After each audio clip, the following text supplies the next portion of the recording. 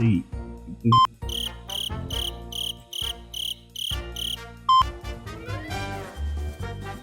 Deu branco. Vamos lá, peraí. Você chama a capela de casa? Sim. E aí contribui? Pô, boa, Serginho.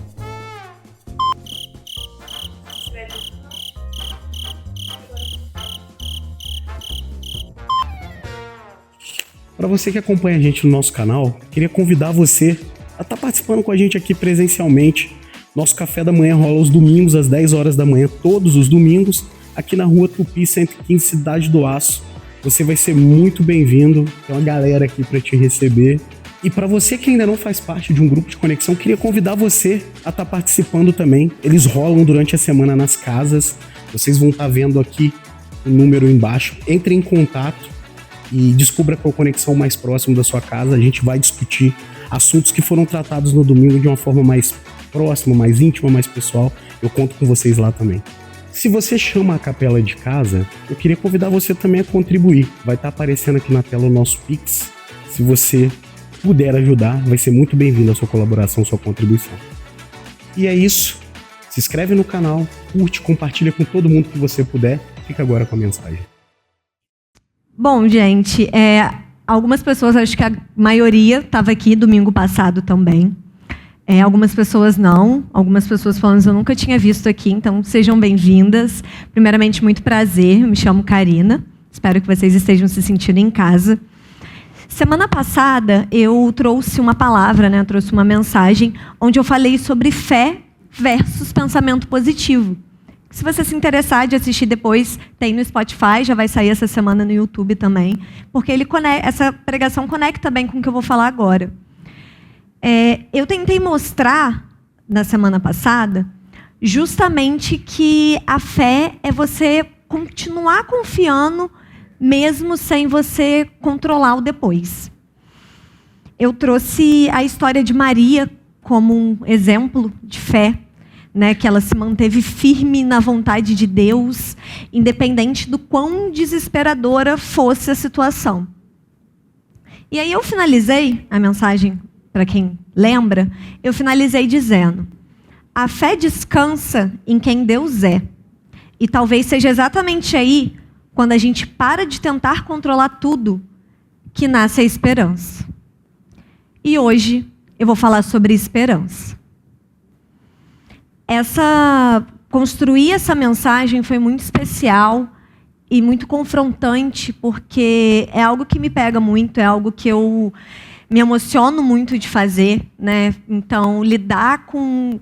Sabe quando você está escrevendo algo com tanta sede, que vem tanta coisa assim, que você se empolga até demais, e você fica até com medo de se perder, de tanta... Sabe, você vai viajando, se eu viajar demais, me perdoem, mas embarca comigo, que vale a pena. E eu trouxe também, na semana passada, um pouquinho da minha história, né? Eu engravidei na adolescência, aos 15 anos, e eu falei sobre a reação da minha mãe, quando eu contei para ela. Porque quando eu falei para ela, ela me abraçou e ela disse: tudo tem um motivo. E essa frase, ela foi uma semente que ela plantou ali no meu coração, sabe? E eu acho que foi onde dentro de mim nasceu a esperança. A esperança de que aquela tempestade, né, da descoberta, quando você pensa, meu Deus, vai dar tudo errado, e agora, mas que dias melhores vão chegar, né? Que isso passa. E onde um dia eu ia poder acabar entendendo qual era o propósito nisso tudo. E de fato chegou esse dia, né? Quando aos 25 anos eu já não poderia mais ter filhos. Se eu não tivesse engravidado cedo, eu não seria mãe, possivelmente, né, de maneira natural, porque eu descobri um tumor de ovário e eu precisei retirar, né, o útero e o ovário. Mas nada disso me isentou do medo, né? Nada disso me tirou o medo. Inclusive, eu acho que o medo é um dos sentimentos mais humanos que existem. E ele nasce da incerteza, né? De quando você não tem o controle de nada, quando você está com aquela sensação de, cara, não está nas minhas mãos. Mas justamente por acreditar que tinha um propósito maior, né? Minha mãe me mostra isso e me mostra isso em todos os momentos. Isso me ajudou e me ajuda a enfrentar o medo. No dia que eu peguei o resultado da minha biópsia, que foram 15 dias esperando por esse resultado, eu peguei e eu levei até o apartamento da minha mãe. E quando eu falei para ela que tinha dado um tumor, um câncer metastático, já muito avançado, a reação da minha mãe também não foi muito diferente, sabe? Com toda a sabedoria que Deus deu a esta mulher, ela disse assim: agora a gente não tem que perguntar o porquê, mas sim perguntar para quê. E a gente vai entender. E quantas vezes alguma coisa acontece na nossa vida e a nossa primeira reação é questionar, né? Por que isso aconteceu comigo? Nossa, eu sou tão boa. Nossa, eu sou tão nova. Poxa, eu só fiz o bem. Por que isso vai acontecer comigo? Eu não merecia passar por isso. É difícil a gente olhar para alguém com câncer e falar: nossa, que bênção, está sendo moldado. Ou quando a gente recebe uma crítica, né, olhar e pensar: oh, glória, veio para minha melhora. Ou ser demitido e falar: nossa, uhul, que felicidade. A gente não encara assim, né? A gente não pensa só: ah, Deus está no controle. Qual tem sido a nossa reação diante das adversidades da vida? O que passa na nossa cabeça quando a rota muda? Quando o controle ele escorre pelos nossos dedos, depois que o roteiro já estava todo prontinho. Era só seguir, gente. Tava fácil. A gente já deixou tudo mais chegado, né? Se é melhor seguir tudo do jeito que a gente queria. Mas é justamente aí que o medo ganha força. Porque o medo paralisa. Porque como eu vou acreditar que vai ficar tudo bem se eu estou enxergando todas as portas fechadas diante dos meus olhos? Se está tudo dando errado, se nada está saindo como eu planejei. E aí, em Isaías, no capítulo 41, no versículo 10, diz: não temas, porque Deus está presente. Na semana passada, eu também citei a história de Simeão como uma história de fé. Ele era um homem de muita fé. E ele recebeu do Espírito Santo, né, uma revelação de que ele só morreria depois de ver Cristo, depois de ver a salvação que foi prometida a eles. E você pode pensar: nossa, que história linda, né? Porque então ele viu e morreu. Nossa, morreu em paz, tudo certo. Mas vamos pensar comigo. Desde o princípio, desde lá do Éden, né, no Jardim do Éden, no início da humanidade, a história da humanidade já foi marcada pela incapacidade humana de conseguir manter a aliança com Deus. O Antigo Testamento inteiro ele revela a fragilidade humana. São homens escolhidos por Deus falhando, são profetas enfrentando medo, resistência, são reis sendo levantados e depois caindo no pecado, na traição, na violência, no orgulho. E é quase um retrato constante da incapacidade humana de sustentar por si só a vontade de Deus. Mas, ironicamente, também é um retrato perfeito da esperança. Porque, em meio a todo esse ciclo de falhas, tudo que deu errado, permanecia uma promessa de que viria um rei da linhagem de Davi e que ele restauraria a nação e que ele traria paz ao povo. Mas, mesmo em meio a essa promessa, o Antigo Testamento, tiveram muitos profetas, e o último deles foi Malaquias. E a gente pode imaginar, pelo menos eu imaginava quando eu não tinha muito conhecimento, que vieram as profecias, tudo aconteceu lá, depois veio Jesus. Mas teve um limbo, um buraco no meio disso tudo, que foi completamente tomado pelo eco do silêncio. Porque Israel, ele passou 400 anos sem qualquer nova palavra profética registrada. Foram 400 anos esperando. 400 anos sabendo da promessa e sem vê-la se cumprir. E é justamente no meio desse cenário que surge Simeão. Quando a promessa ela não era palpável, quando estava tudo distante demais, quando talvez muitos ali estavam se sentindo completamente abandonados por Deus. Mas Simeão fez o quê? Enquanto os muito podiam, ter deixado de acreditar, Simeão escolheu continuar acreditando. E quando ele chega no templo e Maria está ali com Jesus no colo, e ele segura Jesus, não sei se segura Jesus, eu inventei, segura? Não, depois vão meter o pau em mim no Conexão. Não segura Jesus. Então, segurou, gente, pode imaginar aí. Ele segura Jesus ali, segura, no colo aqui. Ó. Jesus tinha 8 dias de vida. É porque você não veio, né? Quando Jesus completou 8 dias de vida, Maria levou ele no templo. Porque naquela época, por conta da religião, precisava apresentar o templo, para falar o nome, ele ser abençoado. E quando ela chega no templo, ela encontra com esse cara, que é o Simeão. E ele pega ele no colo e ele tem uma revelação para a vida dele. E no início do Novo Testamento, 40 dias de nascido? Minha pesquisa foi errada. É 8 mais 32. É que vocês não esperaram eu terminar. Fica difícil. Estava escrito aqui, 8 mais...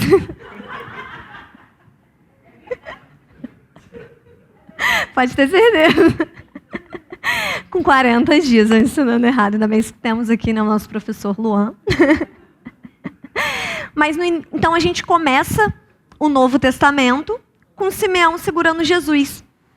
Ali no templo, onde a esperança estava tão viva. Só que depois, mais para frente, Jesus está na cruz. Onde a esperança ela parecia completamente morta no Calvário. Cumprindo a profecia que Simeão tinha dado, de que uma espada atravessaria o coração de Maria, porque o filho dela, seria sacrificado. Só que eu pensava que, Jesus já nasceu com toda a sabedoria, Ele é filho de Deus. Ele nasceu sabendo tudo que ele ia passar. Então, ele sofreu muito, mas ele nasceu, sabia que ia sofrer, já estava preparado, já estava tudo certo. E na minha cabeça isso funcionava como se isso tivesse amenizado o sofrimento dele. Se ele veio para isso, ele estava preparado para isso, então ele nem deve ter sofrido tanto assim. E eu tenho estudado mais sobre isso, buscado me aprofundar. E na Páscoa agora teve um estudo que a gente se juntou para poder falar sobre a Páscoa. E ali eu ouvi a passagem do Jardim de Getsemane um pouco mais a fundo do que eu já tinha escutado. E eu vi que ali, é a representação, eu acho que de um dos momentos mais humanos que Cristo viveu. Getsemane, para quem não sabe, era um jardim ao pé do Monte das Oliveiras, lá em Jerusalém. E depois da ceia com os discípulos, eles saíram e foram para esse jardim. Enquanto os discípulos ficaram lá de olho, alguns discípulos, Jesus entra para ter o momento ali de se conectar. E Getsemane, o nome, pelo que eu pesquisei ali, provavelmente significa prensa de azeite. É isso, né? E é muito doido, porque foi ali que Cristo foi prensado pelos sentimentos humanos. Porque Jesus também sentiu o peso, o custo do seu propósito, que ele sabia que ia enfrentar. Toda aquela situação afligiu ele de uma forma, ele estava angustiado. Ele sabia que ia morrer, ele sabia que ia ser doloroso. E no meio disso tudo, ele diz ao Pai: meu Pai, se for possível, afasta de mim esse cálice. Contudo, não seja como eu quero, mas como tu queres. Por muito tempo essa frase, afasta de mim esse cálice, eu imaginava um cálice e eu pensava exatamente isso. E você entendendo que o que Jesus está fazendo ali é um pedido de pai, que eu preciso mesmo passar por isso? Se eu não precisar, tudo bem, mas se eu precisar também tudo bem. Mas se possível, se o Senhor quiser, afasta de mim esse cálice. Mas que não seja como eu quero, que seja como tu queres. E sobre esse sentimento, ele passa por uma condição tão extrema de estresse físico, emocional, que ele simplesmente sua sangue. E assim, sua sangue não no sentido figurativo.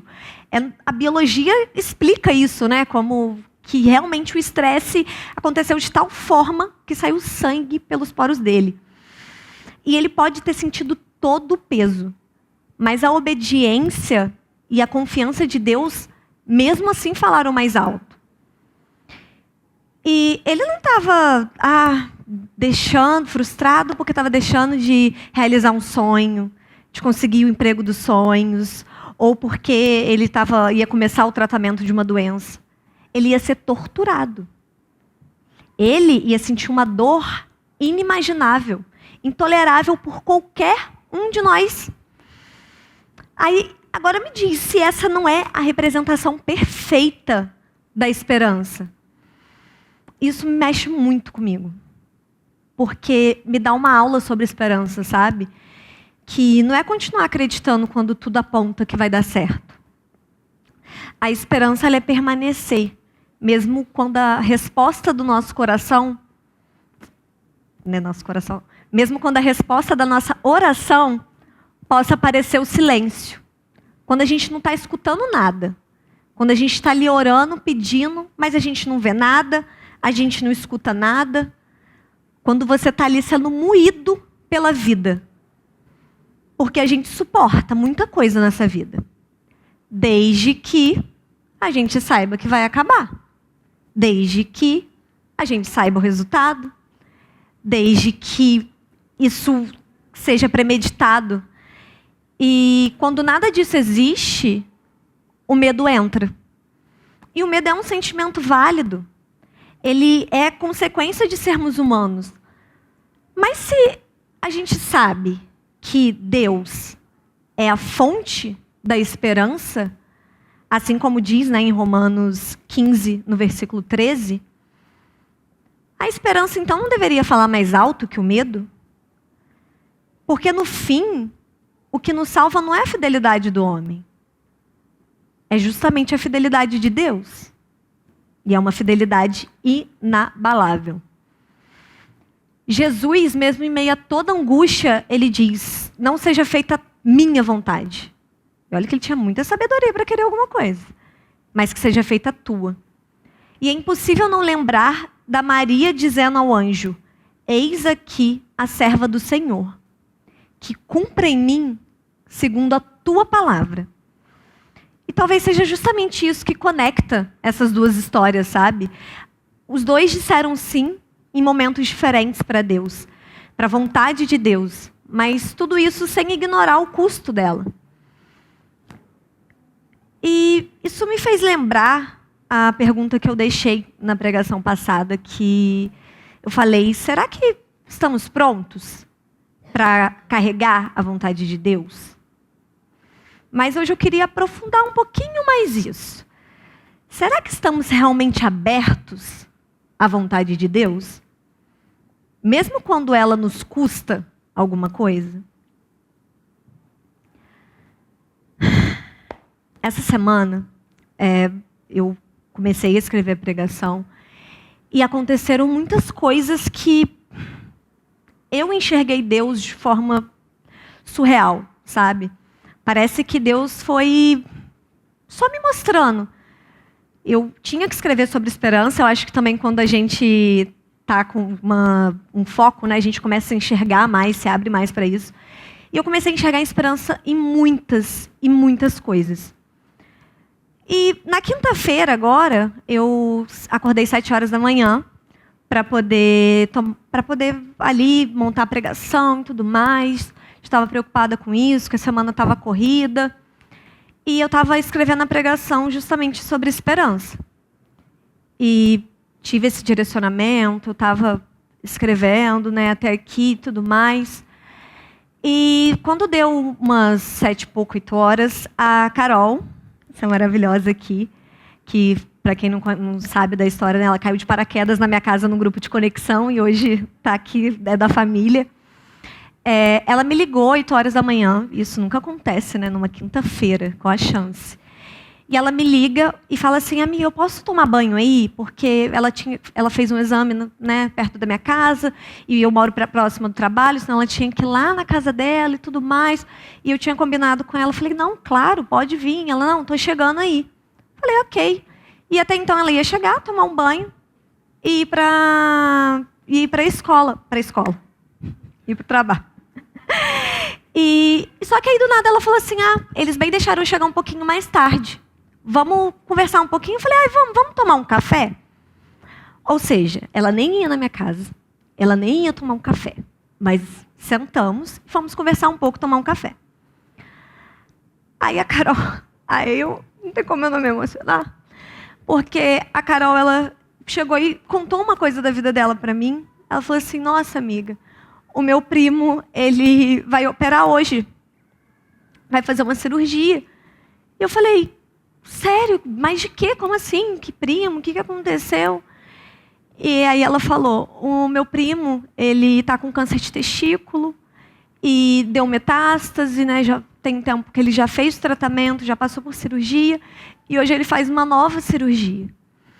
Só que ele está correndo risco de vida, porque os médicos disseram que é muito complicado, é muito delicado o caso dele.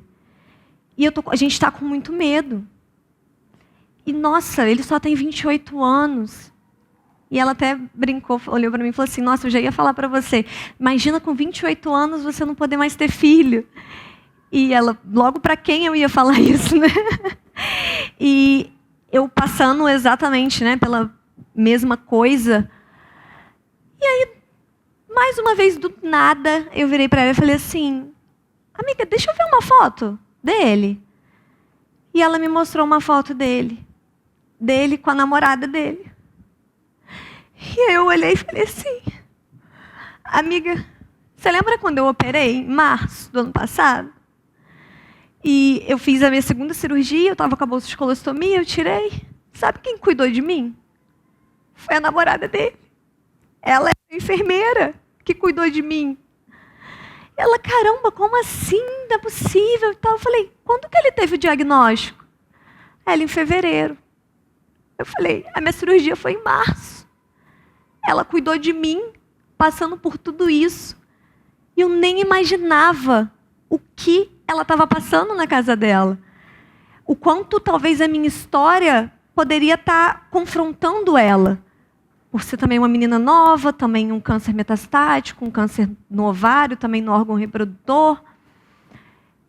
E quando a gente está no hospital, a gente está pensando, né, na gente, em ficar bem, a gente não pensa no que o outro está ali passando. E ela passando por essa situação em casa, ela cuidou de mim com um sorriso no rosto, gente. Nossa, quando eu pensei isso. E aí a Carol mandou para ela, falou, nossa, olha essa foto. Eu tinha tirado uma foto com ela, porque ela era alguém que tinha me marcado. E eu mostrei para a Carol mandou para ela. E ela mandou essa seguinte mensagem. Eu lembro exatamente disso. Foi um tempo depois que ele descobriu. Eu lembro que eu estava indo para o plantão bem triste. E nesse dia eu estava com ela como paciente. Naquele momento eu senti uma paz enorme vendo a força dela. E foi uma coisa que me marcou muito. Porque mesmo ela passando por tanta coisa, ainda conseguia ser uma pessoa gentil. E levar o processo de uma forma mais leve. Naquele momento eu cuidei dela. Mas ela também cuidou de mim. Mesmo sem saber.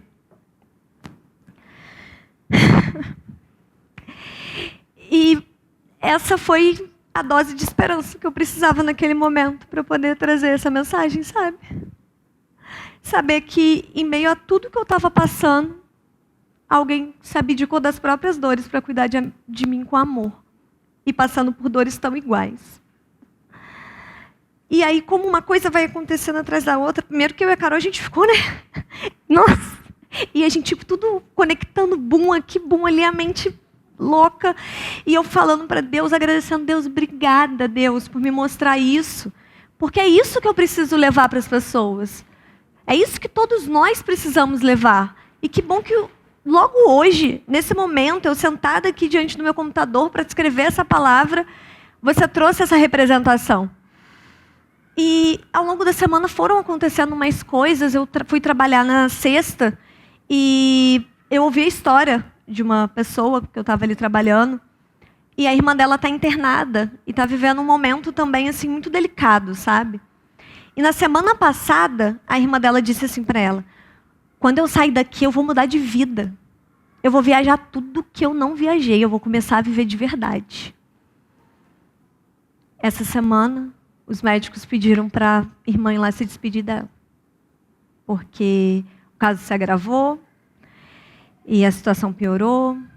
E talvez ela não saia dali. Talvez ela não tenha essa oportunidade. Não aqui. E aquilo me fez pensar outra coisa. Ela ainda teve esperança. Mas talvez por muito tempo o medo falou mais alto. Talvez por muito tempo o medo impediu ela de viver muita coisa. Essa semana eu percebi que a esperança, ela acontece exatamente assim. Quando a gente olha tudo separado, parece que só tem dor, que só tem medo, que só tem silêncio, confusão. E às vezes a gente fica sem entender qual é a vontade de Deus no meio disso tudo, sabe?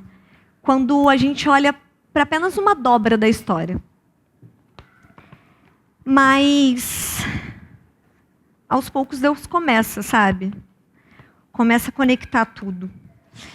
Ele vai conectando coisas que a gente nem imaginava. Que parecia sem sentido, sabe? Às vezes uma conversa, um café. Às vezes uma frase, uma história. Às vezes a gente ouvir o desabafo de alguém. Uma oração que a gente pode fazer por alguém. Deus vai me mostrando em pequenos detalhes tudo o que a gente precisa saber. Basta a gente querer enxergar. Só que muitas das vezes a gente está totalmente preocupado com outras coisas e a gente não enxerga os detalhes, sabe? A gente não enxerga quais são realmente os detalhes que valem a pena a gente enxergar. Mas quando Deus vai conectando tudo, Ele vai trabalhando, Ele vai cuidando. Eu sabia que eu não ia conseguir fazer isso ao vivo.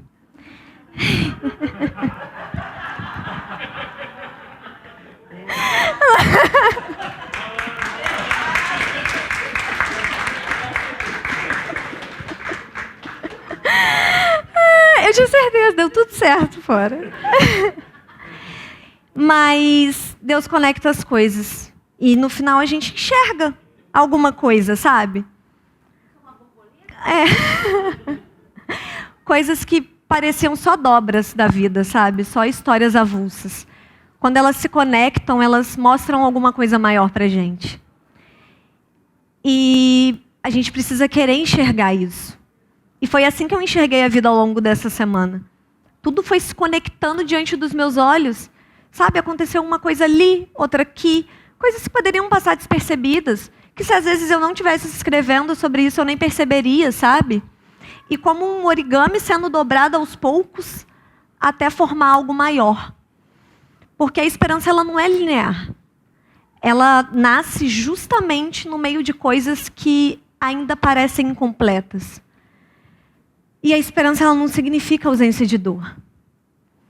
Quando eu acordei dessa última cirurgia, não, na verdade, da primeira cirurgia, né? Na primeira cirurgia, até então era endometriose que eu estava tratando. Eu dormi, né? Me sedaram, eu achando que eu estava indo para uma cirurgia de endometriose. Quando eu acordei, eu sabia que tinha uma suspeita de um câncer. Foram 15 dias tendo esperança. 15 dias tendo esperança de não ser câncer. E de eu acreditar, e de eu falar, não é câncer, é endometriose, é outra coisa. Eu tive esperança de não ser. Só que era.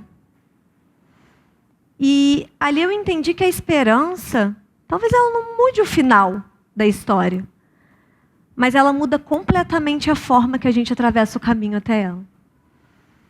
E com tudo isso, Deus me deu a resposta do para quê que eu estava passando por aquilo. Mais uma vez Ele me deu a resposta. E o medo, muitas das vezes, faz a gente olhar para trás. A gente pensar, como seria se tivesse sido tudo diferente? Ele pode te prender no passado, ou pode até te paralisar no presente. Já que a esperança, ela faz você olhar para o futuro. E acreditar que ainda existe propósito, sabe? Mesmo quando tudo parece confuso, mesmo quando tudo parece que não vai dar certo. E a fé é justamente o que nos sustenta, no hoje. E eu podia, gente, nem falar nada do que eu falei até aqui e resumir, basicamente, o que eu queria falar para vocês em a nossa esperança pode ser exatamente o que alguém está esperando, o que alguém está precisando. Através da nossa vida, a promessa pode alcançar alguém. E é justamente a forma que a gente escolhe como atravessar a dor, a encarar a vida, a permanecer com fé, que também vai guiar outras pessoas por esse caminho. Porque pessoas quebradas continuam levando esperança. E às vezes a esperança vai aparecer justamente na forma que a gente escolhe como atravessar essa dor. Porque pode ser que o que mais esteja faltando na nossa vida não seja a resposta, mas sim seja a direção, seja qual a direção a gente decide seguir. Talvez se no meio das adversidades da vida a gente trocasse o porquê pelo para quê. Talvez a gente estivesse mais aberto para a vontade de Deus. A esperança, ela começa onde a gente entende que a graça basta. E o que eu queria convidar a vocês a fazer no dia de hoje, quando sair daqui, no grupo de conexão, quando, no momento que a gente se encontrar para falar sobre esperança, que a gente possa conversar um com o outro sobre onde a gente viu esperança hoje. Será que eu estou aberto para enxergar onde eu vejo, onde tem esperança ao meu redor? Ou será que eu estou preocupado demais em pagar as contas, pagar o boleto, com que roupa eu tenho que comprar, em olhar para a minha vida? Então falem um com o outro. Em que mínimo detalhe você tem visto esperança? Foi isso que eu preparei para vocês hoje. Espero que tenham gostado da minha borboleta. Foi quase, gente. Fiquei 3 horas assistindo um videoaula no YouTube. Vou convidar vocês agora para a gente estar fazendo uma oração, para a gente encerrar, e eu espero que essa palavra tenha adentrado o coração de vocês, assim como adentrou o meu, sabe? Porque eu me senti atravessada por essa palavra. E não a palavra que eu trouxe, não é o que eu, Karina, estou falando, mas atravessada pela palavra de Deus, pela presença de Deus em cada momento. E eu espero que essa semente seja plantada hoje no coração de vocês também. Meu Deus, que a Tua graça sempre nos baste. Que possamos enxergar, que o Senhor nos dê discernimento, meu Deus, nos dê sabedoria, nos dê paciência, calma. Tire a ansiedade, o medo, a agonia de dentro do nosso coração, para que com paz a gente consiga enxergar a beleza da vida, para que a gente não precise enxergar isso só quando for tarde demais. Que o Senhor nos mostre, meu Deus, qual direção, que a nossa vontade esteja completamente alinhada com a sua. E que se o Senhor não quiser afastar de nós esse cálice, essa aflição que está no coração de cada um de nós, que a sua vontade prevaleça sobre as nossas vidas. Mas que o Senhor continue plantando e semeando esperança e amor no coração de cada um, através de nós. Que possamos hoje, meu Deus, pegar essa semente, embrulhar num saquinho bem bonito e levar para as pessoas lá fora. Porque é isso que o Senhor quer de nós. Obrigada por nos mostrar como a vida é linda na sua simplicidade e o quanto a gente precisa valorizar isso. Que possamos ficar pequenininhos para que o Senhor fique enorme e a tua vontade prevaleça. Obrigada, meu Deus, que hoje possamos ir para nossas casas, termos uma semana abençoada e possamos refletir na sua graça. Em nome de Jesus. Amém. Muito obrigada, gente. Uma ótima semana, um ótimo domingo para vocês.